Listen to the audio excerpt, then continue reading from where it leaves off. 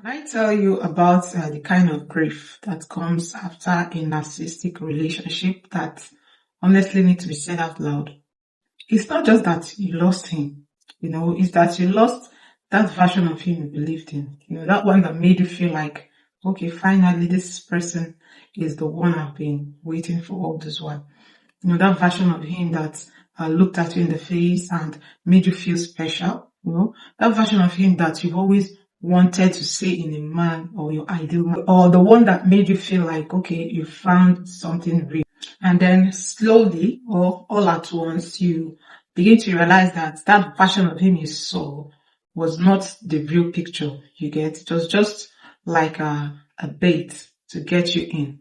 That a lot of what you fell in love with was just something he showed you strategically. And now you're sitting with this grief that feels completely real, and completely valid.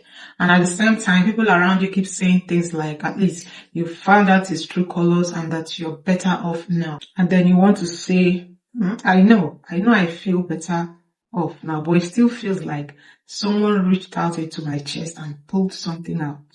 That feeling is what I want to talk about today because it is real and it makes complete sense. You are not crazy for feeling that way. You're not crazy for feeling it. So stay with me. When a normal relationship ends, even a painful one, you are grieving something that was real. You're grieving the actual person. You're grieving the future and the times you shared together. You're grieving the future you guys planned together. And as brutal as that grief is, it has a shape to it. You know what you lost. You can point to it. You can say, I loved this specific person.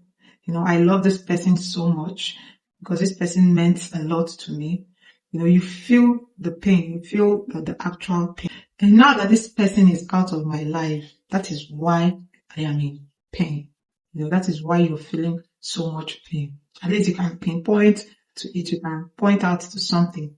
But when you come out of a relationship with a narcissist, the grief does not have the same clean shape because what you're grieving is layered in a way that is genuinely hard to untangle. You are grieving the person he pretended to be at the beginning, the one who made you feel so chosen and so sane.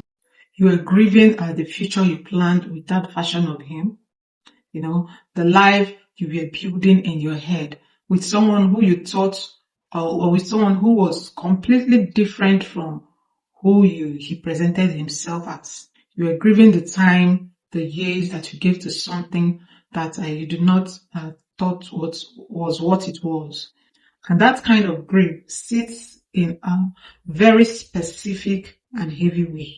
And on top of that, you're also grieving the version of yourself that existed before that particular relationship with this narcissistic partner. The woman who was a little more open, a little more trusting, a little less guarded because she changed in that relationship too. And getting her back, it's a different process on its own. That is a lot to grieve. And it feels completely valid that it's as heavy as it does. Here's the part I think is the cruelest thing about this specific kind of heartbreak. The love you felt was completely real. You did not imagine the connection. You did not manufacture the feeling. You fell in love genuinely and fully with what you believed was in front of you. And your heart gave itself over the way any genuine loving person would.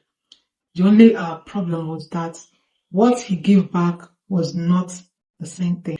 He was not loving you the way you were loving him. He was managing you, showing you things that you needed to see to stay attached to him. And this is why the grief feels so disorienting because you cannot look back at the relationship and say none of this was real. Your feelings were real, the good times were real, and the connection was also real. It felt real too. What was not real was the version of himself he was showing you. The intention behind the way he treated you, the depth of what he was actually capable of giving you. And trying to make sense of that, trying to grieve something that was partly real and partly not, is one of the most confusing emotional experience a person can go through. It is not weakness that makes it hard to get over. It is complexity. This is the part that makes the grief so lonely, because the people around you, the one who love you and really want you to be okay, do not fully understand what they're asking when they say things like, just move on, or at least now you know. You know, they think the revelation of the revelation that he was not who he was should make the grief easier. Like finding out the truth is supposed to dissolve the pain somehow, but it does not work like that. Now, finding out that someone you loved was not fully who you believed them to be does not erase the years you spent loving them. It does not switch off the attachment your nervous system formed, and it does not undo the dreams you built around them. If anything, it adds to the layer of the grief, because now you're not just mourning the end of the relationship, you're mourning the realization that the foundation was not as solid as you thought. And that can make you feel like you do not trust your judgment anymore. Like, if you got this so wrong, how do you now know what feels real going forward? This is an incredibly isolating place to be. And if you're there right now, I want you to know that the isolation is also part of the experience. It does not mean that something is wrong with you. It means that you're dealing with something that most people around you have never had to face. I want to give you permission for something. You are allowed to grieve this, even knowing what you now know about him. You are allowed to miss the beginning, even though you now understand now that it was not sustainable or real. You are allowed to feel sad about a future that is not going to happen, even though that future was built around someone that was never who you thought he was. You are allowed to mourn the time, the investment, and the version of yourself you give to that relationship. Grief does not require that the thing you lost was perfect or even genuinely good for you. Grief just required that you cared, and you did, deeply, genuinely, and with your whole heart.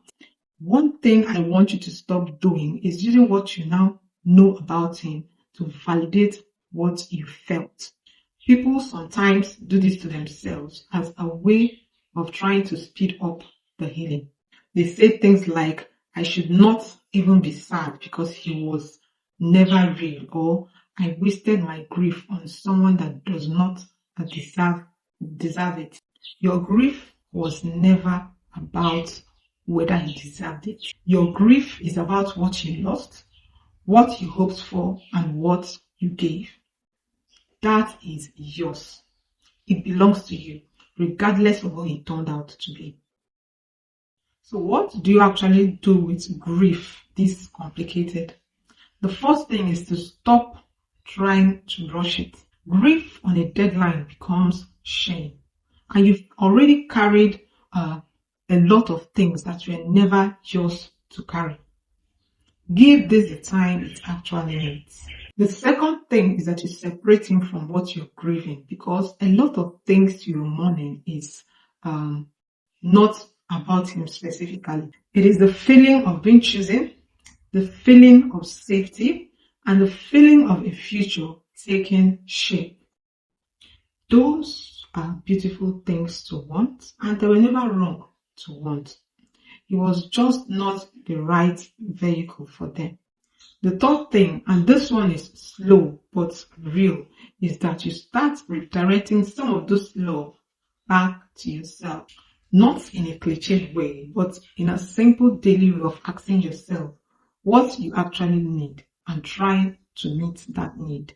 Of treating yourself with the same patience you offer to a friend who was going through this. The love you had was real, and the capacity you gave it is real. And then one day, when the time is right and you're really ready, that capacity will find somewhere worthy to go.